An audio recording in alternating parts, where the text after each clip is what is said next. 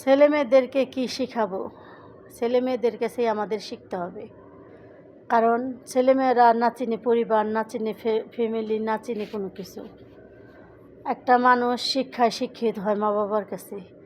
School college বই পুস্তক পড়া শেখা যায়, কিন্তু একটা ফ্যামিলিকে আত্মস্বজনকে চিনানো পড়ানো এগুলি শিখে মা বাবার কাছ থেকে।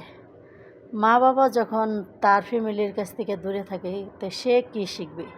সেও তো দূরে থাকাই শিখবে। এটা বাস্তব না? আর এটাই হবার কথা না? তাই একটা একে আমরা যখন ছিলাম তখন আমাদের বয়সে দেখছি আমাদের দাদি দাদা নানা নানি যা বলছে আমাদের বাবা মা তাই শুনছে, মাথা নিচু করে, কখনো মাথা উঁচু করে কথা বলে নাই।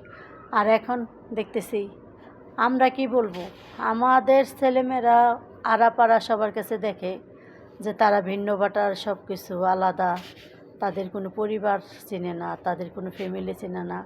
পরিবার বলতে মা বাবা, ফ্যামিলি বলতে মা বাবা বা ভাই বোন ছোটো ছোটো এগুলা। আর আমরা তো ফ্যামিলি পরিবার বুঝতাম দাদা দাদি নানা নানি চাচা চাচি ফুবু ফুবা, এগুলি সবারই পরিবার বলতাম। কিন্তু এখনকার যুগের ছেলেমেয়েরা এগুলো চিনে না। চিনব কোত্থেকে? বিয়ে হয়, লেখাপড়া শিখে তারা নিজেদের মতো চাকরিজীবী তো থাকে, নিজেরা ছেলে সন্তান জন্মধারণ করে তাদের মতো তারা থাকে, আর নিজেদের মতো নিজেরা থাকে। মা বাবা কী খেলো না খেলো এগুলো তো খবর রাখে না। আল্লাহ হাফেজ, বাই বাই, আসসালামু আলাইকুম, ভালো থাকবেন।